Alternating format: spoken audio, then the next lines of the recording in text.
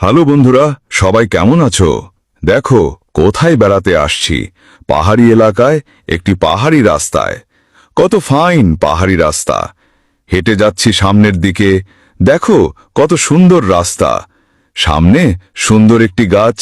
সে গাছ দেখে খুব ভালো লাগলো। পাহাড়ি রাস্তার মজাই আলাদা। তারপর পাহাড়ি বাজারে গেলাম। বাজার থেকে কিছু ফলমূল কিনলাম, বিশেষ করে কলা। তারপর একটা কলা ছুলে খেতে খেতে সিএনজি খুঁজতে থাকলাম বাড়ির উদ্দেশ্যে যাব বলে। অনেক অপেক্ষা করার পর একটা ভালো মানের সিএনজি পেয়ে গেলাম। সিএনজিওয়ালা দাঁড়ালো কথা বলার জন্যে। একটা লক্ষর ঝক্ষর মার্কা সিএনজি গাড়িতে উঠে রওনা দিলাম। কি করব, গাড়ি নাই, চলতে বেশ ভালোই লাগতেছিল। কিছুক্ষণ পরে বউ ফোন দিল।